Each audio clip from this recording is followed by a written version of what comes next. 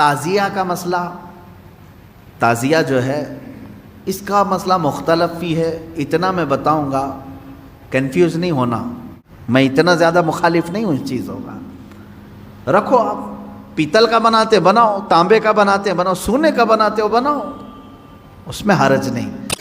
محرم کے زمانے میں پنجے اٹھا کر کے ناچنے کی عادت اکثر لوگوں کو تھی، بہت سارے لوگ، ایک طرح سے اس میں عبادت کا تصور نہیں تھا لوگوں کو، بس یہ کہ انٹرٹینمنٹ کرنا ہے، کیونکہ عبادت اس طرح سے روڈ اور گلیوں میں ناچ کر کے تو ہوتی نہیں، نہ وہ امام حسین کو راضی کرنے کا مسئلہ ہے، نہ رب تبارک و تعالیٰ کی بارگاہ میں کچھ پیش کرنے کا مسئلہ ہے۔ اگر اتنا ہی عبادت کا شوق ہوتا تو مسجدوں میں پنجے لے کر بیٹھ جاتے ہیں، قرآن پاک پڑھتے ہیں، سب کو معلوم ہے کہ سب سے افضل جگہ یہ ہے، وہ انٹرٹینمنٹ کرتے تھے۔ اب ہوا یہ کہ ہم نے کہا کہ یہ بے حرمتی ہو رہی ہے، مولا حسین کے نام پر بے حرمتی ہو رہی ہے۔ اصل بات، پنجہ تو آج تک امام حسین کا ملا نہیں، پنجہ ملا نہیں۔ حضرت عباس علمبردار کے پنجے کٹے تھے یہ سنا ہے، روایات بھی، لیکن اس کی شبیہ، اس سے ملتی جلتی تصویر کچھ ملی نہیں۔ اب رہی بات تعزیہ کا مسئلہ، تعزیہ جو ہے اس کا مسئلہ مختلف بھی ہے، اتنا میں بتاؤں گا، کنفیوز نہیں ہونا۔ تعزیہ کو شرائط کے ساتھ اگر بٹھایا جائے تو جائز ہے، لیکن وہ شرائط پورے کرتے نہیں لوگ، اور ہم نے اگر اتنا ہی شوشہ کھول دیا تو بڑے بڑے دروازے لوگ کھول لیں گے۔ بات صرف اتنی تھی تعزیہ کی، امام حسین کا جو روضہ ہے اس روضے کی شکل کی کوئی چیز بنا کر کے آپ نے رکھ دیا، تو کسی بھی بزرگ کے روضے کی شکل بنا کر کے رکھنا مستحسن ہے، کوئی حرام کام نہیں ہے، ناجائز نہیں ہے۔ جیسے ہم گنبد خضرا بناتے ہیں، خانہ کعبہ بناتے ہیں، ہوتا ہے گنبد خضرا جہاں ہوگا ہم تعظیم کے ساتھ دیکھتے ہیں، لیکن اس کے ساتھ اگر ایسے معاملات ہوں کہ اس کو لے کر کے سڑکوں پہ ہم گھومیں گے، ناچیں گے، اور پھر اس پر چڑھاوے کریں گے، پھر اس کے ساتھ اپنے اپنے عقیدے جوڑ لیں گے، تو یہاں سے شیطان پھر گمراہ کرنا شروع کرتا ہے۔ خیر یہ بات الگ ہے، تعزیہ کا مطلب۔ رہی بات پنجے کا، پنجے کی جو لاجک ہے وہ نہیں سمجھ میں آئی، مجھے کوئی سمجھا دے۔ میں نے اس سے قبل بھی بہت پہلے ہی کہا تھا، میں خود اٹھاؤں گا۔ پنجے کی کیا خصوصیت ہے؟ اگر امام حسین شہید کربلا رضی اللہ تعالیٰ عنہ کے ہاتھ کا نشان لے کر کے کوئی اٹھا کر گھومتا ہے، میں تو کہوں گا ہاتھ کیوں اٹھاتے ہو؟ اس سے بہتر ہے کہ مولا حسین کا قدم اٹھا کر کے گھومیں، کیونکہ ہمارے لیے ان کے قدم تک پہنچنا بھی بہت دور کی بات ہے۔ قدم اٹھا کر کے کوئی گھومتا ہوا نہیں دکھا مجھے، کوئی تلوار اٹھا کر کے دکھا۔ تو اس میں ہاتھ کی کیا خصوصیت ہے یہ تو مجھے لاجک اب تک نہیں معلوم، بہرحال ایک ٹاپک الگ ہے۔ اس کے اندر جو خرافات آ رہی تھیں، اس کے ساتھ عورتوں مردوں کا ساتھ ملنا، گانے باجے ڈھول تاشے اور طرح طرح کے اس میں خرافات لے کر کے اس کو کہاں سے کہاں تک پہنچایا تھا۔ شروع کس لیے ہوا ہوگا معلوم نہیں، پہنچا کس کام کے لیے بہت دور چلا گیا۔ اب میں جو بات کہنے جا رہا تھا وہ یہ تھی کہ چند سالوں پہلے ہم نے دیکھا بہت خرافات ہو رہی ہے، ایک جگہ ہم نے کہا منع ہے، انہوں نے فوراً اس کو ختم کر دیا، نہیں کریں گے۔ ہاں میں نے کہا کہ ٹھیک ہے، مولا حسین کے روضے کی شکل بناؤ، ہر گھر میں بنا کر کے رکھو، یاد کے لیے اچھا اپنے بچوں کو دکھاؤ کہ یہ مولا حسین کا روضہ ہے۔ ہم جیسے گنبد خضرا رکھتے ہیں اپنے گھروں میں، خانہ کعبہ رکھتے ہیں، امام حسین کا روضہ رکھنے میں کون سی دقت کی بات ہے؟ میں اتنا زیادہ مخالف نہیں ہوں اس چیزوں کا۔ رکھو آپ، پیتل کا بناتے بناؤ، تانبے کا بناتے بناؤ، سونے کا بناتے ہو بناؤ، اس میں حرج نہیں۔ ہم جس چیز کی مخالفت کرتے ہیں وہ خرافات و حرام کاریاں جس کو باہر سڑکوں پر کیا جاتا ہے، میں اس کا مخالف ہوں۔ خیر بات آئی، بند ہو گئی، لیکن ہوتا کیا تھا معلوم ہے؟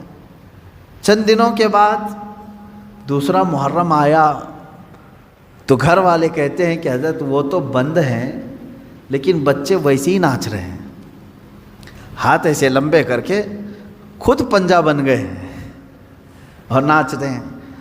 تو میں اس چیز کو مثال میں اس لیے بتا رہا ہوں کہ بنی اسرائیل بچھڑے کی پوجا کرتے تھے، حکم آیا ان کے قتل کا، قتل بھی ہوئے، بچھڑا بھی مار دیا گیا، لیکن زمانے تک ان کے دلوں سے بچھڑے کی محبت گئی نہیں تھی۔ وہی ذکر آج کی آیت میں نے پڑھا ہے۔ اللہ فرماتا ہے ثم اتخذوا العجل من بعد ما جاءتهم البینات، پھر یہ بچھڑے کو ایسا لے کر کے بیٹھے رہے جبکہ ان کے سامنے کھلی ہوئی نشانیاں تھیں۔ وَأُشْرِبُوا فِي قُلُوبِهِمُ الْعِجْلَ، اللہ فرماتا ہے ان کے دلوں میں ایسا لگتا ہے بچڑا پلا دیا گیا ہے، پی گئے ہیں بچڑے کو، اتنی محبت تھی، جبکہ روشن آیتیں اور دلیلیں دیکھیں۔ تو خلاصہ یہ ہے میرے عزیزو، کہنے کا مطلب کہ بعض چیزیں گمراہیاں ایسی ہیں جن کو چھوڑنے کے بعد بھی وہ کچوکے لگاتی رہتی ہیں، برے گناہ بھی ایسے ہیں جن کو چھوڑنے کے بعد وہ دوبارہ دماغ میں وسوسے ڈالتے رہتے ہیں۔ ان کاموں کو حتمی طور پر اپنے تصور میں بھی نہ آئے۔ اعوذ باللہ من شر الشیطان الرجیم کثرت سے پڑھیں، اعوذ باللہ من شر الشیطان الرجیم، من شر الشیطان الرجیم۔ اے اللہ میں پناہ مانگتا ہوں تیری مردود شیطان کی ان شرارتوں سے جو میرے دماغ میں ڈال رہا ہے۔ تو یہ اسی کی طرف سے ہوتی ہیں، وہ پرانے راستے پر لے جانا چاہتا ہے، گمراہی کی طرف لانا چاہتا ہے۔ وہ خرابیاں جن کو تم چھوڑ کر کے آئے ہو یاد دلاتا ہے، ایک بار اور چلا جاؤ۔ اس کے لیے کثرت سے یہ پڑھا کریں، جب جب ایسا وسوسہ آئے کہیں اعوذ باللہ من شر الشیطان الرجیم۔ آج ہی صبح گناہ سے توبہ کیا، سوچا کہ نہیں کروں گا یہ گناہ، لیکن رات ہوتے ہی پھر خیال آیا ایک بار اور کر لوں، میں بتا رہا ہوں فوراً اس وقت یہ پڑھو اعوذ باللہ من شر الشیطان الرجیم۔ اے اللہ میں تو چھوڑ چکا تھا شیطان مردود، پھر مجھے لا رہا ہے وسوسے، میں تیری پناہ مانگتا ہوں مردود شیطان کی شرارتوں سے۔ یہ باتیں یہاں تک ختم ہو گئیں، اور آگے کی جو آیت میں نے تلاوت کی تھی آج کی، اس میں اللہ تعالیٰ نے یہ فرمایا ہے کہ بنی اسرائیل کو ایک حکم یہ بھی تھا کہ یہ جب بیت المقدس میں جائیں تو سجدے کی حالت میں جائیں، لیکن ان میں سے بہت سارے نافرمان ایسے تھے کہ وہ اپنی سرین کو گھسیٹتے ہوئے ایسے جا رہے تھے۔ حکم ہوا تو سجدہ کر کے جائیں، لیکن وہ مذاق کے طور پر سرین اپنے گھسیٹتے ہوئے اس طرح سے بیت المقدس میں جانے لگے۔ ایک نافرمان یہ کیا انہوں نے، اور پھر اللہ نے فرمایا تھا ہفتے کے دن شکار نہ کرنا، سنیچر کے دن شکار کرنا ان کے لیے حرام تھا۔ تو یہ بنی اسرائیل کیا کرتے تھے، جمعہ کے دن جال لگا کے آتے تھے مچھلیوں کا، اور اتوار کو جا کر کے لے کے آتے تھے۔ کہتے ہم سنیچر کو شکار نہیں کیے، جمعہ کو جال لگائے تھے، اتوار کو لے کے آئے، پھر مچھلیاں کون سے دن پھنسی تھی ہیں۔ تو اس طرح ہیلے بہانے کس کے لیے کرتے ہیں؟ اللہ کے لیے۔ وہ اللہ کو دھوکہ دینے کی سوچتے ہیں، جیسے کچھ لوگ زکوٰۃ چھپانے کے لیے کرتے ہیں، سال ہونے سے پہلے کسی کو مالک بنا دیا، بھائی سال نہیں ہوا میرے پاس، وہ 6 مہینے رکھا اس نے واپس لوٹا دیا۔ تو یہ بنی اسرائیل کی وہی حرکتیں ہیں میرے عزیزو، اللہ کا عذاب آئے گا ان چیزوں پر۔ تم ایک دوسرے کو چھپا سکتے ہو بہت ساری باتیں، لیکن اللہ رب العزت سے کوئی چیز نہیں چھپے گی، تمہارے دلوں کے حالات سے وہ باخبر ہے۔ اور اللہ نے فرمایا ہم نے ان سے گاڑا عہد لیا تھا کہ یہ چیزیں نہیں کرو گے، پھر بھی انہوں نے کیا۔ فَبِمَا نَقْضِهِمْ مِيثَاقَهُمْ، اللہ فرماتا ہے تو ان کی کیسی بدعہدیوں کے سبب ہم نے ان پر لعنت کی ہے۔ یعنی وعدہ خلافی کرتے تھے یہ بنی اسرائیل یہودی، توبہ کرتے تھے اللہ آئندہ سے ایسا کبھی نہیں کریں گے، بچڑے کی پوجا میں لگ گئے۔ فرعون سے تو نجات دے دے ہم سب چھوڑ دیں گے، اللہ نے نجات دی، پھر وہی کرنے لگے۔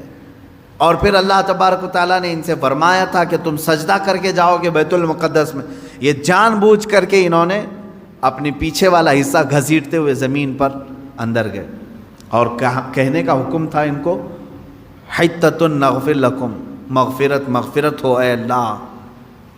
تو لیکن وہ کیا کہہ رہے تھے، حبۃ، اے دانا ہی دانا ہے، اناج ہی اناج چاہیے ہمیں، ایسی نافرمان قوم تھی۔ اللہ فرما رہا ہے تسبیح بولو مغفرت، اور وہ کہہ رہے ہیں گیہوں جوار، یعنی دانوں کے نام لے کر کے کہہ رہے تھے کہ یہ ملے ہم کو، فلاں ملے۔ تو یہ نافرمانیوں کے سبب اللہ تعالیٰ فرماتا ہے ہم نے ان پر عذاب نازل کیا، ان پر لعنت کی، اس لیے کہ وہ آیات الہی کے منکر ہوئے ہیں، اللہ کی آیتوں کے منکر ہوئے۔ یہاں سے بات، اور پھر اللہ تعالیٰ فرماتا ہے وَبِكُفْرِهِمْ وَقَوْلِهِمْ عَلَى مَرْيَمَ بُهْتَانًا عَظِيمًا، اور اس لیے بھی اللہ نے ان پر لعنت کی کہ انہوں نے کفر کیا اور مریم پر بڑا بہتان باندھا۔ یہ یہودی ہی تھے جو حضرت بی بی مریم پر تہمت لگاتے تھے کہ عورت ناپاک ہے، بغیر شوہر کے اس کو بچہ کیسے ہوا، اس نے غلط کاری کی ہے، بدکاری کی ہے، معاذ اللہ رب العالمین۔ ہزار تہمتیں سیدہ بی بی مریم سلام اللہ علیہا، وہ عفت معاب تھیں، طاہرہ تھیں، زاہدہ تھیں، عابدہ تھیں، بطول تھیں، جن کو کسی بشر نے چھوا نہیں، ان پر ان یہودیوں نے تہمتوں کی بوچھار لگائی۔ اس پر اللہ تعالیٰ فرماتا ہے کہ ہم نے ان پر لعنت کی ہے۔ اب یہاں سے پھر میرا ٹاپک چلے گا کہ یہودی لعنت شدہ قوم کیوں ہے، کیونکہ آج مجھے بتانا ہوگا کہ آج بھی یہود پوری دنیا میں اپنے پنجے گاڑنے کے لیے کس کے ناک میں دم نہیں کیا ہوا ہے۔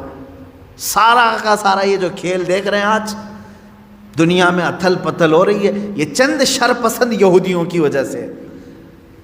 مجھے کہتے ہیں کچھ لوگ اینٹی جیوز ہیں، آپ سارے یہودیوں کے اینٹی تھوڑی نہ ہیں، جو ایمان والے تھے ہم ان کے مخالف نہیں ہیں، جو اللہ کو ایک مانتے ہیں، انبیاء پر ایمان لاتے ہیں، وہ اچھے یہودی تھے پہلے زمانے میں۔ ہم تو تمہارے کرتوت کے مخالف ہیں، ہم تمہارے تمام یہ مظالم کے خلاف بولتے ہیں جو تم آج پوری دنیا پر ڈھائے ہوئے ہو۔ انہوں نے خفیہ تنظیمیں بنا کر رکھی ہیں، یہ عیسائیوں کو بھی برباد کرنا چاہتے ہیں، مسلمانوں کو بھی۔ ان کا صرف اور صرف نظام ایک ہی ہے کہ دنیا بنی ہے تو صرف یہودیوں کے لیے بنی ہے، راج ہوگا تو صرف یہودیوں کا ہوگا، باقی ساری انسانیت غلام ہوگی۔ اس پر میں انشاءاللہ آگے گفتگو کروں گا۔ یہاں سے آیتیں یہی چل رہی ہیں، اللہ فرما رہا ہے ان پر ہم نے لعنت کیوں کی، ان پر ہم نے لعنت کیوں کی۔ ان کی کئی وجوہات اللہ نے بیان کی۔ یہ ہمیشہ وعدہ خلافی کرتے ہیں، وعدہ توڑتے ہیں۔ اب اندازہ کرو یہودی جو اللہ سے کیا ہوا وعدہ توڑ سکتے ہیں تو تمہارے سے کیا ہوا وعدہ کیسے نہیں توڑیں گے؟ یہ تو پل بھر میں توڑیں گے۔ اور اللہ سے ایسے وقت میں وعدہ کرتے تھے جب آسمان اتار کے ان کے سروں پر رکھ دیا گیا، وعدہ کیا آئندہ سے کبھی نہیں کریں گے۔ انہیں معلوم ہے اللہ کی طاقت کیا ہے، اس کے باوجود وہ اللہ کا وعدہ توڑتے تھے۔ اب اللہ کا وعدہ توڑنے والی قوم کیا تمہارے بھروسے کے قابل ہوگی؟ تم بھروسہ کرو گے؟ حیرت ہے، آج سعودی عرب اسرائیل پر بھروسہ کر رہا ہے۔ جو اللہ کا وعدہ توڑتی ہے وہ سعودی کا وعدہ کیوں نہیں توڑے گی؟ یہی یہود ہیں جو آج اسرائیل میں ہیں۔ حیرت ہوتی ہے، ابھی سعودی عرب نے اپنے تعلقات جو استوار کیے ہیں اسرائیل سے وہ یوں ہی نہیں کیے، اس کی وجہ ہے، میں نے اس سے قبل شاید کسی محفل میں آپ سے کہا تھا، سعودی عرب کو خطرہ ایسا لگنے لگا خطے میں کہ اب ہمارے دشمن بڑھ رہے ہیں، کیونکہ ترکی اب ببانگ دہل بولنا شروع کر چکا ہے۔ ترکی اپنی طاقت میں بہت آگے بڑھ رہا ہے، ترکی اپنا الگ الائنس بنا رہا ہے، کیونکہ سعودی عرب کا وہ IC ہمیشہ پہلے سے ہے، ایک آرگنائزیشن ہے اسلامک کنٹریز کا۔ ترکی اس میں سے الگ ہو کر، پاکستان اس میں سے الگ ہو کر، ایران الگ ہو کر، چائنا کو بھی یہ لوگ شامل کر کے، رشیا کو بھی شامل کر کے، قطر کو بھی لے کر یہ اپنا الائنس بنانے لگ گئے۔ ہر خوف، یہ سیاسی معاملات ہیں، جو دنیا کی سیاست پر نظر رکھتے ہیں اچھی طرح جانتے ہیں۔ اب سعودی کو خطرہ ایران سے ہوا، خطرہ ترکی سے ہوا، تو گود میں جا کر بیٹھا اسرائیل کے کہ آپ ہمارے مائی باپا ہو، آپ ہماری حفاظت کر لینا۔ اسرائیل نے ہاتھ رکھ دیا سعودی کو، تو میرا بچہ ہے اگرچہ ناجائز ہے، ہم تو تیری پرورش کریں گے، ہم تیرے بیک سپورٹ رہیں گے۔ بس اتنی سی بات ہے کہ اسرائیل کا سپورٹ سعودی کو ملا اور UAE کو ملا۔ دبئی کی عمارتیں ہل رہی ہیں، کس بات پر؟ خوف سے۔ ہم نے تو آسمان چھوتی ہوئی عمارتیں بنائی، سیکورٹی تو نہیں ہے۔ جب آس پاس کے دشمن ملک یعنی ملک دشمن ہو جائیں گے تو خطرہ ان کی بلڈنگوں پر بھی ہے، ہمیشہ لہرا رہی ہیں خوف سے۔ تو ظاہر سی بات ہے کسی ایسے کا ہاتھ ان کو چاہیے، لیکن انہوں نے کس کا ہاتھ پکڑا؟ اسرائیل کا ہاتھ پکڑا۔ یہ ہے اصل وجہ، ان کو اپنا خود کا علاقہ محفوظ کرنے کے لیے اسرائیل کا سہارا لینا پڑا۔ لیکن یہ وہ قوم ہے جو اسلام کا نام لیتی ہے۔ کاش یہ قرآن پڑھے ہوتے تو میں سمجھتا ہوں ذرا برابر ان کے دل میں ایمان ہوتا تو کبھی ایسی قوم پر بھروسہ نہیں کرتے جس قوم پر اللہ نے ہر نماز میں، ہر رکعت میں لعنت کرنے کا حکم دیا ہے، غیر المغضوب علیہم ولا الضالین۔ سورہ فاتحہ میں ہم کہتے ہیں اے اللہ ہم کو یہودیوں کے راستے پر نہ چلا، وہ مغضوب ہیں۔ مغضوب کا مطلب اللہ کا غضب ہے ان کے اوپر۔ جس قوم پر اللہ کا غضب ہے ان سے ہاتھ ملانا کہاں کا اسلام ہے؟ ہاں تمہارے سیاسی معاملات کے لیے ہاتھ ملاؤ، چوم لو، تم کو جو بوسے دینا وہ بوسے دے لو، تمہارے معاملات الگ ہیں، لیکن میرے عزیزو اس طرح راستے ہموار کر لینا کہ تو میرا بھائی میں تیرا بھائی، آگ اور پانی ایک ہو نہیں سکتے۔ دیکھنا ایک وقت آئے گا، ہو سکتا ہے میری زبان بند کر دیں، لیکن میرے عزیزو جو کہہ رہا ہوں قرآن کی بات کہہ رہا ہوں۔ جو قوم عہد شکنی کرتی ہے، وعدہ خلافی کرنے میں مشہور ہے، اللہ نے قرآن میں فرمایا وہ اس سعودی کا وعدہ کب تک پورا کرے گی؟ دیکھو آپ انتظار کرو، ان کے اوپر جو ہاتھ رکھا ہے یہ کب تک رہے گا؟ جب تک اس کا خود کا مفاد رہے گا اس وقت تک اس کا ہاتھ رہے گا، اور جہاں ان کا مفاد ختم ہوا ان سعودیوں کو بندروں کی طرح نچائیں گے اور جیلوں میں ڈالیں گے۔ اس خطے پر وہ خود قابض ہوں گے، کیونکہ ان کا خود کا خواب ہے کہ ہم کو گریٹر اسرائیل بنانا ہے جو مدینے تک جائے گا۔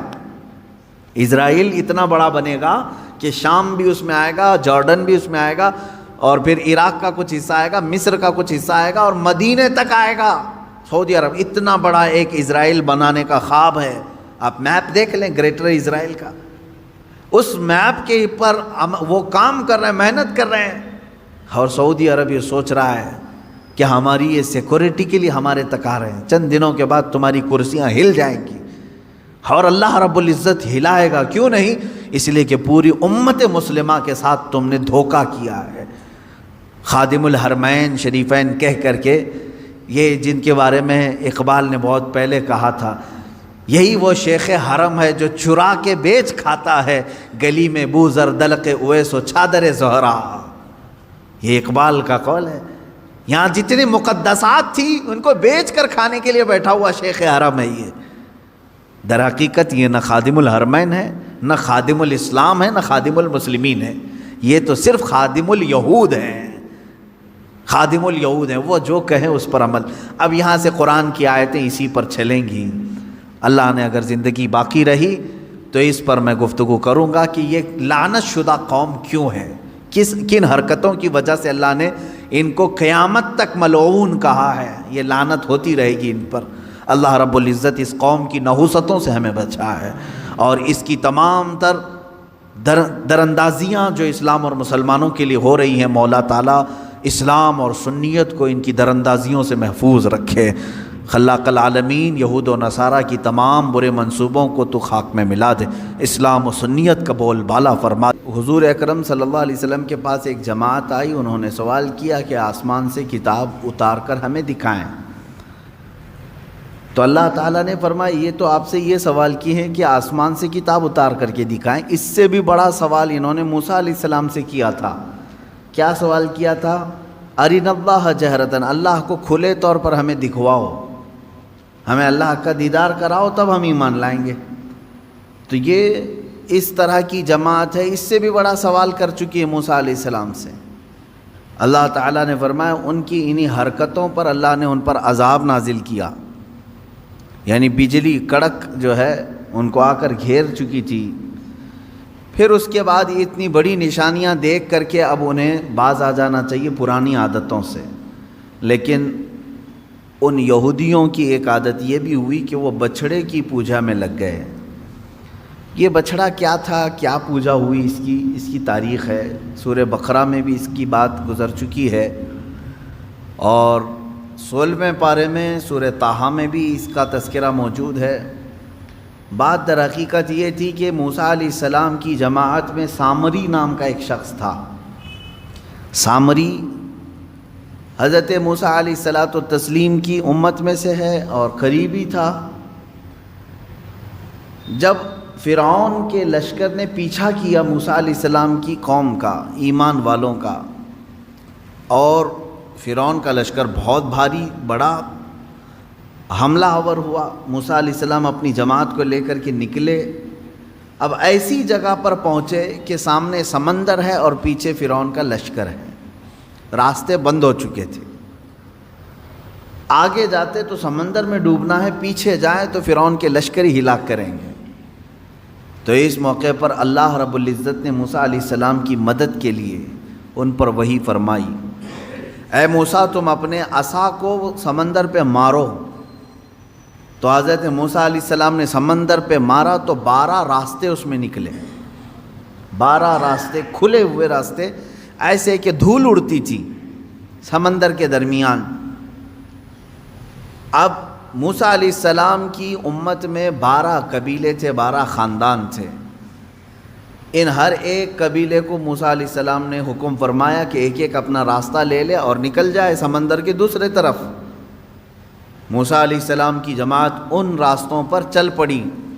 فرعون کی لشکری پیچھا کرتے کرتے قریب تک آ گئے۔ اب انہوں نے دیکھا کہ موسیٰ علیہ السلام اور ان کی جماعت تو کھلے راستوں میں جا رہی ہے سمندر کے درمیان، تو انہوں نے، فرعون کے تمام لشکریوں نے یہ سوچا کہ ہم بھی ان راستوں پر کیوں نہ چلے جائیں، تو ساری فوج اس راستے پر آ گئی۔ جب یہ درمیان میں پہنچے، اللہ نے سمندر کو واپس پھر سے ملا دیا، جیسا تھا سمندر ویسی، سب کے سب غرق ہو گئے، فرعون بھی اس میں ڈوب گیا، پانی کی موجوں نے اسے غرق کر دیا۔ موسیٰ علیہ السلام صحیح سلامت باہر نکلے۔ یہ واقعہ آپ نے سنا ہوگا اور قرآن پاک میں اس کا تذکرہ آیا ہے۔ اب موسیٰ علیہ السلام جب سمندر کو عبور کر کے دوسری سمت میں آئے تو یہاں اب معاملہ یہ تھا کہ اپنی قوم کو موسیٰ علیہ السلام نے روزہ رکھنے کا حکم دیا۔ یہ عاشورہ کا دن تھا، شکرانے میں انہوں نے روزہ رکھا، عبادت کیا۔ اب اللہ تبارک و تعالیٰ نے آپ کو کوہ طور پر بلایا۔ طور ایک پہاڑ ہے، آج بھی مصر میں سینا ایک علاقہ ہے اور اتنی لمبی پہاڑیوں کا سلسلہ ہے کہ ختم نہیں ہوتا، تقریباً 100 کلومیٹر تک بھی آپ جائیں تو پہاڑ ہی ہے، بیچ میں کوئی گیپ نہیں ملے گا۔ یہ پہاڑیوں کا سلسلہ ہے اور انہی میں سے ایک پہاڑ ہے سینا، اس کو طور سینا اس کو کہتے ہیں۔ اس پہاڑی کو مقدس کہا گیا ہے اس لیے کہ اللہ تبارک و تعالیٰ نے وہاں موسیٰ علیہ السلام کو بلایا۔ موسیٰ علیہ السلام اپنی قوم میں اپنے بھائی ہارون علیہ السلام کو نائب بنا کر کے گئے۔ ہارون علیہ السلام طبیعت کے بڑے نرم مزاج تھے، بڑے نرم سے۔ موسیٰ علیہ السلام کا جلال اور ان کے تمام رعب و دبدبے سے لوگ خوف کھاتے تھے، ڈرتے تھے۔ ہارون علیہ السلام کے ساتھ ایسا معاملہ نہیں تھا۔ موسیٰ علیہ السلام جب کوہ طور پر گئے تو 40 دن تک قیام کیا، واپس نہیں آئے اپنی قوم کے پاس۔ 40 دن تک وہیں ٹھہرے رہے کیونکہ تورات اتر رہی تھی۔ کوہ طور پر جب آپ گئے تو تورات جو اللہ کی کتاب ہے وہ اتاری جا رہی تھی۔ 40 دن لگ گئے۔ تو 40 دن جو یہ گیپ ہوا موسیٰ علیہ السلام کا، یہاں ان کی قوم میں کچھ خرابیاں شروع ہو گئیں، کچھ برائیاں شروع ہوئی، کچھ نہیں بلکہ بڑی بھیانک برائیاں۔ سامری نام کا جو شخص جس کے متعلق میں نے کہا، یہ بہت ہی چالاک آدمی تھا، چتر آدمی تھا۔ اس نے سارے لوگوں کے پاس جو جو سونا چاندی تھا سب جمع کروا لیا۔ سب نے سونا چاندی جمع کیا۔ کیوں؟ وہ کہہ رہا تھا میں تمہارا خدا سامنے دکھاؤں گا تمہیں۔ ہو سکتا ہے اس زمانے کا وہ ڈھکوسلہ پیر ہوگا، جیسے آج بھیجے میں دکھانے والے ہیں، اس وقت وہ میٹل میں دکھا رہا تھا۔ تو اس نے کہا کہ تم سب کے سب سونا اور چاندی لے کر کے آؤ۔ سب لے کر کے آئے، جس کے پاس جتنا سونا چاندی تھا وہ سب لا کر کے جمع کیے۔ اب وہ کافی بڑی تعداد میں ہوا۔ اب سامری نے کیا کیا، یہ سونا چاندی سب کا لے کر کے میلٹ کیا، اس کو میلٹ کیا، گرما کر کے پگھلایا، پگھلا کر کے اس سے ایک بچھڑا بنایا، بیل کا بچہ۔ اور بچھڑا جب سونے اور چاندی کے سارے دھاتوں سے مل کر کے بنا تو بڑا خوبصورت بچھڑا تھا۔ واللہ عالم اس کے ذہن میں کیا بات تھی، کیا چل رہا تھا اس کے دماغ میں، ہو سکتا ہے اس زمانے کا وہ بہت ہی ذہین و فتین آدمی ہو۔ تو اس نے بچھڑے کو بنانے کے بعد اب کیا کیا، اس بچھڑے میں کچھ ایسی چیز ڈال دی جس سے وہ بچھڑا بولنے کے قابل ہوا۔ سیل نہیں، بیٹری نہیں یا کمپیوٹر کا زمانہ نہیں، بچڑا صاف بولتا تھا، لوگ اپنی حاجتیں لے کر کے آتے تھے، بچڑا ان سے بات کرتا تھا۔ اب سامری نے کیا کہا، اس بچڑے کو بنا کر کے کہا الہنا و الہ موسیٰ، موسیٰ کا خدا بھی یہی ہے اور ہمارا خدا بھی یہی ہے، موسیٰ طور پر گئے ہیں، خدا ہمارے پاس آ گیا ہے۔ تو سب کے دماغ میں بات آ گئی۔ اس زمانے میں ظاہر سی بات ہے بچڑا بولے گا تو تعجب ہی کی بات ہوگی، 4000 سال پہلے کی بات کر رہا ہوں۔ آج سے آپ میں سے بڑے حضرات بھی یہاں پر موجود ہوں گے، موبائل کا تصور بھی نہیں رہا ہوگا کہ کوئی ڈبہ ایسا ہوگا چھوٹا سا جس میں سے بات آ سکتی ہے۔ فون کو ہی لے کر کے، وائرلیس فون کو ہی لے کر کے لوگ عجب عجب حرکتیں کرتے تھے۔ ہم موبائل کے بھی زمانے کو ابھی ابھی دیکھ رہے ہیں نا۔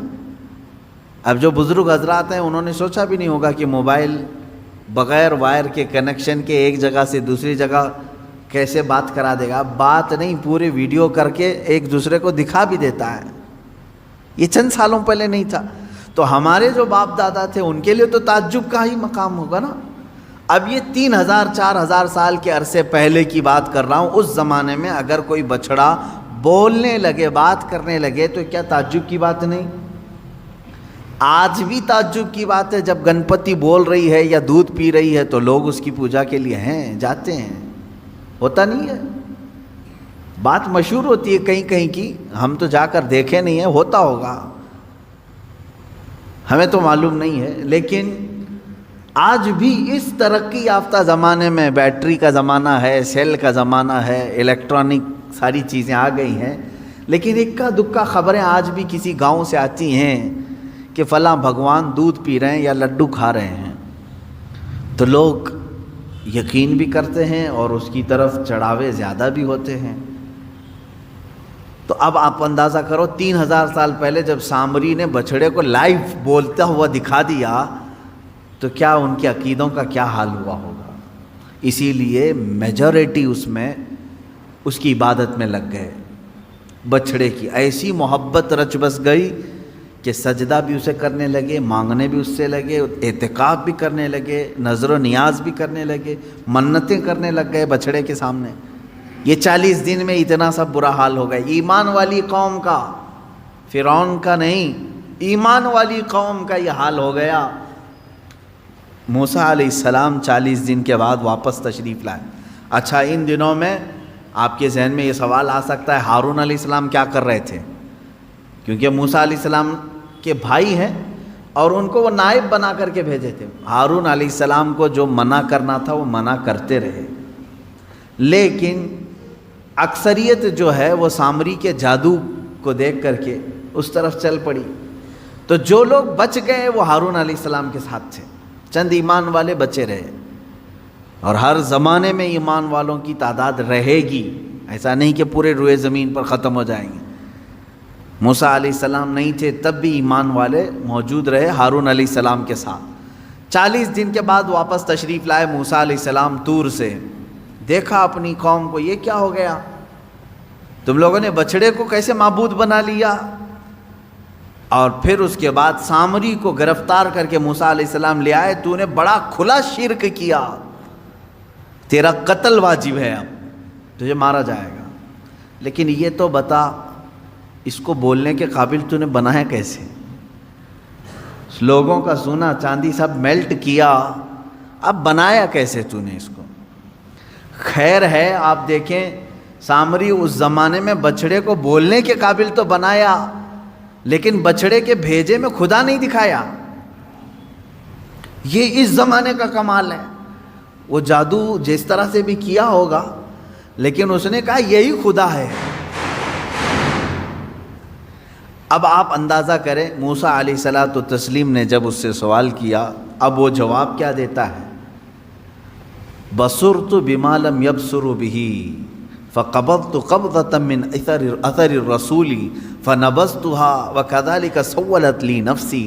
یہ 16ویں پارے میں ہے۔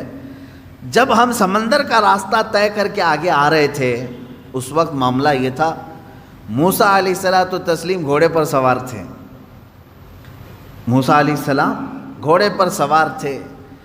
اب سامری کہتا ہے میں نے ایک چیز ایسی دیکھی جو لوگوں نے نہیں دیکھی, عام لوگ نہیں دیکھ رہے تھے. کیا؟ موسیٰ علیہ الصلاۃ والتسلیم کے گھوڑے کے آگے آگے جبرائیل علیہ السلام چل رہے تھے. وہ شاید چاہے وہ گھوڑے کی رسی پکڑ کر کے یا باگڈور سنبھالے ہوئے جبرائیل علیہ السلام چل رہے تھے.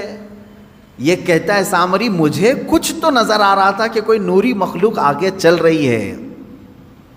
تو کیا ہوا پھر؟ وہ کہتا ہے کہ میں جبرائیل کے پاؤں کے نیچے کی مٹی اٹھاتا رہا. قرآن میں ہے یہ. جہاں جہاں سے وہ چلتے جا رہے تھے ان کے پیروں کے نیچے کی میں مٹی اٹھا رہا تھا. فَقَبَضْتُ قَبْضَةً مِّنْ أَثَرِ الرَّسُولِ, اس قاصد اس فرشتے کے پیروں کے نیچے کی مٹی میں اٹھایا. پھر کیا کیا؟ کہا وہی مٹی, اسی مٹی کو لا کر میں نے بچڑے کے منہ میں ڈالا, یہ بولنے لگ گیا. اللہ اکبر. یہ قرآن کا فلسفہ ہے میرے عزیزو. یہاں سے کئی باتیں ہمیں سمجھ میں آتی. یہ کون سا بچڑا تھا جس کا تذکرہ چل رہا ہے یہاں پر؟ وہی بچڑا ہے.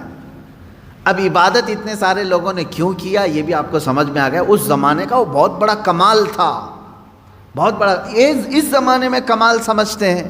کہہ تو رہا ہوں میں, بھگوان جب دودھ پینے لگے, لڈو کھانے لگے تو اس زمانے میں کمال سمجھتے ہیں. 3000 سال پہلے کیا حال ہوگا. اب آپ ہزاروں لوگ اس میں جو گمراہ ہوئے تھے, شرک کیے, حکم ان کے لیے یہ آیا کہ ان سب کو قتل کر دیا جائے. سارے لوگوں کو مار دیا گیا, قتل. وہ سخت ترین حکم تھا بنی اسرائیل کے لیے, وہ قتل ہو گئے. جتنے عبادت کیے تھے بچڑے کی وہ سب ختم ہو گئے. اب اندازہ کریں آپ, یہاں سے کئی باتیں اس سے سمجھ میں آتی ہیں. سامری کا بھی قتل ہوا, اس کے پیچھے جتنے لوگ چلے تھے ان کا بھی قتل ہوا. سب سے پہلی چیز اس واقعے سے ہمیں جو چیزیں ملتی ہیں نکل کر کے وہ کیا کیا ہیں؟ پہلی چیز تو یہ ہے کہ قوم سے جب رہبر دور ہوتا ہے تو قوم بگڑ جاتی ہے. پہلی چیز یہ ہے. اسی لیے کہا گیا کہ زیادہ دیر تک قوم کو خالی نہ چھوڑا جائے. اور حضور اکرم صلی اللہ علیہ وسلم کی حدیث بھی ہے, جس قوم کا کوئی امام نہیں, جس کی گردن میں کسی کی بیعت نہیں, تو وہ شیطان کا کھلونا بن جاتا ہے. شیطان اسے ادھر کھینچتا ہے ادھر کھینچتا ہے. ید اللہ علی الجماع, اللہ کا دست قدرت پوری جماعت پر ہے. جس کی کوئی گائیڈنگ کر رہا ہو, لیڈنگ کر رہا ہو, امام ہو. من شذ شذ فی النار, حضور فرماتے ہیں جو جماعت سے ہٹا اسے تنہا جہنم میں ڈالا جائے گا. جماعت کا مطلب کیا ہے؟ یہی تمام یونٹی اسلام اور مسلمانوں کی. عزیزان گرامی, 40 دن موسیٰ علیہ السلام نہیں تھے اپنی قوم کے ساتھ, تو کیا ہوا؟ سب بچڑے کی پوجا میں لگ گئے. اب یہاں اندازہ کریں آپ, برسوں برس جن کے درمیان کوئی شیخ نہ ہو, کوئی عالم بعمل نہ ہو, کوئی ان کی صحیح تربیت کرنے والا نہ ہو, تو پھر کیا ہوگا؟ سب ہوس کے پجاری ہو جائیں گے. یہ اور بات ہے کہ اللہ نے بچا رکھا ہے, آج بچڑے کی پوجا تو نہیں کر رہے لیکن اپنی خواہشات کی پوجا تو کر رہے ہیں. آج تقریباً جو مرضی میں آئی اس چیز کو عمل کر لے جانا, یہ پوجا ہی تو ہے. ہر خواہش کو پوری کر لینا کہ ابھی ہم نے سوچا اور یہ ہونا ہی ہے. اسی لیے قرآن کہتا ہے ارأیت من اتخذ الہہ ہوا, اے رسول کیا آپ نے دیکھا کچھ وہ لوگ ہیں جو اپنے خواہشوں کو معبود بنائے ہوئے ہیں, اپنے خواہشوں کو خدا بنائے ہوئے ہیں. کیسے؟ دیکھیں, خدا وہ ہے جس کی ہر بات مانی جائے گی, ہے نا. خدا کی ہر بات ماننا ضروری ہے. اگر ایک بھی بات کا انکار کیا خدا کی تو تم بندے نہیں ہو. خدا کی ہر بات مانی جاتی ہے جس طرح سے, اس طرح بعض بندے ایسے ہیں جو اپنی طبیعت کی ہر بات ماننے کو تیار ہیں. نہ مانو ہر بات اس کی, ہر بات اس کی نہ مانو. اور اس کو تم خدا کا درجہ دو گے تو ہوگا کیا؟ اللہ تبارک و تعالیٰ اپنے رسول سے فرماتا ہے کیا اے حبیب ایسے لوگوں کی آپ سفارش کریں گے جو صرف اپنی خواہشات کی پوجا کر رہے ہوں؟ عزیزان گرامی وقار، جس طرح سے بنی اسرائیل بچھڑے کی پوجا میں لگ گئے، مجھے ایسا لگتا ہے اس دور میں بہت سارے لوگ اپنی خواہشات کی پوجا میں لگ گئے۔ انہیں کسی چیز کی خواہش تھی جس کی وجہ اس کو پورا کرنے کے لیے وہ ہر کام کرنا کے لیے تیار ہے۔ ایک کرسی چاہیے، ایک کرسی چاہیے، یہ تمہاری خواہش ہے۔ اب یہ کرسی کی خواہش تم سے ہر کام کرا لیتی ہے، یہ عبادت نہیں ہے تو اور کیا ہے؟ تم اپنی خواہشات کی عبادت، ایک وقت کا تمہیں گوشت چاہیے تھا کھانے کے لیے، پیسے نہیں تھے لیکن خواہش کو پوری کرنا ہے، یہی خواہشات نے تمہیں چوری کرایا یا دھوکہ دلوایا، دھوکہ دینے پر آمادہ کیا۔ یہ تمام چیزیں کر کے تم اس برتن تک پہنچتے ہو جو تمہاری خواہش ہے۔ ہر خواہش کو پوری کرنا ضروری نہیں۔ اب ایک بات اس واقعے سے ایک جو سب سے بڑا سبق ملا وہ یہ ہے کہ قوم کے درمیان ان کا رہبر، اس کا ہونا ضروری ہے، اور قوم بغیر رہبر اور رہنما کے، بغیر عالم دین کے نہ رہے۔ وہ انبیاء تھے اور علماء نائب انبیاء ہیں۔ ہر جماعت میں، ہر قوم میں، ہر محلے میں ایک عالم کا ہونا ضروری ہے جو ان کی اصلاح کرے، ان کی تربیت کرتا رہے۔ اور ان کو برسوں برس چھوڑے رہو گے تو دلوں میں زنگ لگ جائے گا جو آج ہو رہا ہے۔ دوسری چیز اس واقعے سے یہ بھی پتہ چلتی، یہ ایک تو 40 دن کا گیپ جو اس قوم کو شرک میں لے آیا، دوسرا اس سے جو ملتا ہے کہ قوم ہمیشہ جو ہے چمتکار کو، جو دکھنے والی ہے اس کی طرف بڑھ جاتی ہے، ہمیشہ ہوتا ہے۔ کیونکہ ہارون علیہ السلام تھے جماعت میں تو آپ نے ایسا کچھ دکھایا نہیں، یعنی بولتا ہوا بچڑا، بولتا ہوا کتا دکھایا نہیں، جبکہ وہ بھی نبی ہیں۔ اور سامری نے دکھا دیا تو قوم نے کس کی طرف رخ کیا؟ سامری کی طرف۔ اس سے پتہ یہ چلتا ہے اکثر لوگ جو ہے اس چیز کی طرف اٹریکٹ ہوتے ہیں جو چمک رہی ہے چیز۔ ایسا نہ کرو میرے عزیزو، یہ گمراہی ہے، گمراہی ہے۔ آج کے زمانے میں ہو سکتا ہے تمہیں کوئی ایسا کر کے دکھائے، ایسا کر کے دکھائے، آؤ ہماری عبادت خانے میں ہم تم کو دکھاتے ہیں کہ کیسے ہمارا خدا بولتا ہے، تم نے وہاں دیکھ لیا، پھر یہاں میرے پاس آئے، کہا کہ حضرت وہاں تو خدا بول رہا ہے، مسجد میں تو کبھی آپ نے دکھایا نہیں خدا بول رہا ہے۔ یہ سیم وہی چیز ہے جو بنی اسرائیل کے ساتھ ہوئی۔ سامری بچڑے کو بلوا کر کے دکھایا تو سب شرک میں مبتلا ہو گئے، اور ہارون علیہ السلام نے کچھ نہیں دکھایا لیکن یہ کہا کہ اللہ ایک ہے، تو چند ایمان والے قائم رہے، باقی ادھر چلے گئے۔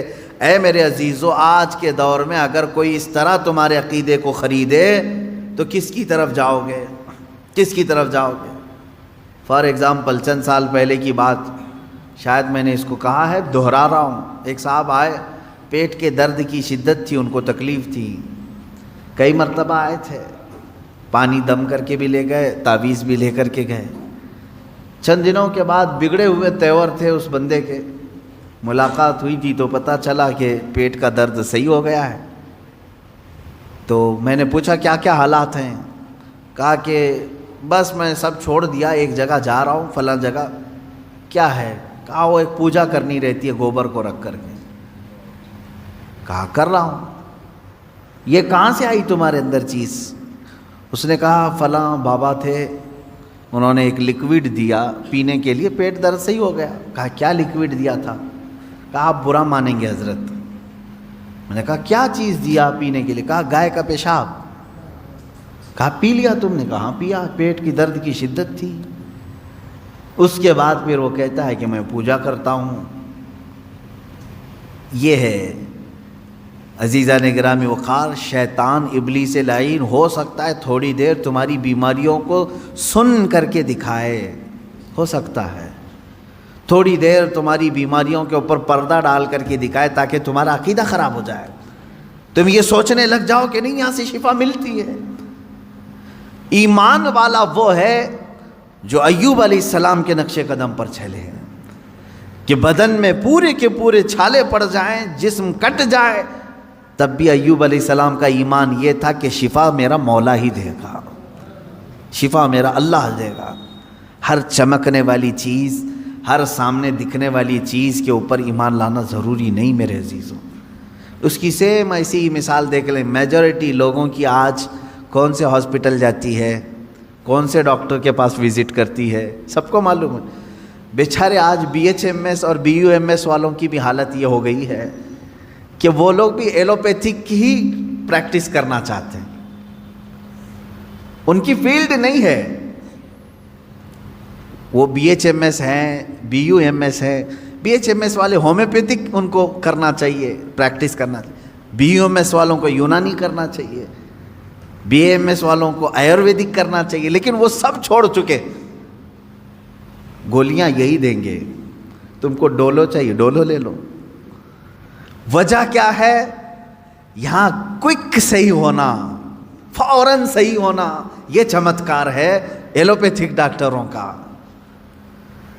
ان ڈاکٹروں نے ابھی گولی دی، شام میں بخار چلی گئی، رات کو گولی کھا کے سوئے، صبح تک سردی ختم ہو گئی۔ تو انسان کو ایسا چاہیے آج کے زمانے میں۔ یہ اس طرح کی خواہش تمہیں گمراہی کی طرف لے جائے گی۔ کیوں؟ میرے عزیزو، انہی ڈاکٹروں سے پوچھ لینا جنہوں نے آپ کو فوراً صحیح کر دیا ہو، ایک دن میں صحیح کر دیا ہو۔ ایک بیماری کو صحیح کر کے وہ 4 بیماریاں سائیڈ ایفیکٹ میں ڈال کے بھیجتے ہیں۔ ہوتا ہے کہ نہیں ہوتا معلوم ہے آپ کو؟ ہر ایک دوا کا سائیڈ ایفیکٹ ہے، یہ خود ایلوپیتھک پورا مطلب جو پینل ہے وہ خود کہتے ہیں۔ اب ہونا یہ چاہیے، ایک ڈاکٹر صاحب ہیں BUMS ہیں، اور اس کی تھوڑی بہت ہمیں شدھ بدھ ہے یونانی دوائوں کی۔ میری ان سے بات ہو رہی تھی، میں نے کہا کہ ڈاکٹر صاحب یہ بہت اچھی لائن ہے، اس کو آپ امپروو کریں، ان دواؤں کو اور لائیں۔ تو انہوں نے کہا کیا کریں حضرت، بات ایسی ہے کہ ہمارا اثر دیر سے دکھاتا ہے اور لوگوں میں اتنا صبر نہیں ہے۔ وہ اسی چیز کی طرف جاتے ہیں کہ جمعہ کو گولی کھائیں، سنیچر کو فٹ ہو جائیں، ایک دن کا ان کو چاہیے۔ اسی لیے ہم نے خود اپنی لائن چھوڑ دی ہے، پریکٹس اس پر کر رہے ہیں، دوائیاں وہی دے رہے ہیں۔ عزیزان گرامی وقار، یہ چیز زندگی میں بھی ہو رہی ہے، ہمارے زندگی میں بھی۔ بنی اسرائیل نے وہاں پر 2 معاملات تھے، ایک طرف ہارون علیہ السلام ہیں جو کہہ رہے ہیں اللہ ایک ہے اور اس کی بڑی طاقت ہے، نہیں مان رہے تھے ان کی بات۔ کس کی طرف گئے؟ وہ سامری کی طرف، کیونکہ وہ دکھا رہا تھا، بچڑے کو بولنے کے قابل بنا کر کے لوگوں کے سامنے لائیو دکھا رہا تھا، اس کی طرف چلے گئے۔ اس کا مطلب یہ ہوا کہ ہر لائیو دکھنے والی چیز حقیقت نہیں ہوتی۔ ایمان کو اپنے سنبھالو۔ یہ باتیں میں اس لیے کر رہا ہوں، ان قریب دجال کے زمانے کا آنے کا زمانہ قریب آ چکا ہے، دجال کے آنے کا زمانہ ان قریب ہے۔ وہ اس سے بھی بڑے چمتکار دکھائے گا، تب آپ کیا کریں گے؟ اسے خدا کہہ دیں گے؟ وہ زمین سے سبزے اگا کر دکھائے گا، بارش برسا کر دکھائے گا، کسی مردے کو زندہ کر کے دکھا دے گا۔ یہ اتنی بڑی چیزیں ہیں کہ لوگوں کا عقیدہ ڈاواڈول ہو جائے گا۔ اس لیے میں کہہ رہا ہوں کہ ابھی سے ایمان اتنا مضبوط رکھو، میں نے اللہ کو دیکھا نہیں، اللہ ہے، اور میرے نبی نے فرمایا وہ ایک ہے، میں ایک ہی خدا مانتا ہوں، اور اس سب سے بڑا طاقت والا ہے وہ بھی میں تسلیم کرتا ہوں۔ یہ عقیدے ایسے ہیں جو غائبانہ طور پر تمہیں کوئی بھی طاقت ہلا نہ سکے، تھوڑی سی گولیاں تمہیں پریشان نہ کریں۔ تمہارے بچوں کی بیماری میں کسی نے اگر ہاتھ رکھ کر کے صحیح کر دیا تو اس کی طرف یہ نہ سمجھ لو کہ یہی سب سے بڑا شفا خانہ ہے، نہ، شفا اللہ ہی کی طرف سے ہے۔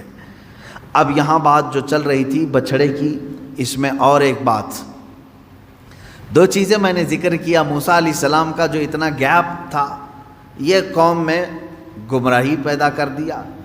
دوسری چیز یہ ہے کہ قوم کی عادت یہ ہے کہ وہ چمتکار کو دیکھ کر کے فوراً گرویدہ ہو جاتی ہے۔ ایسا آپ نہ کریں، آپ نہ کریں۔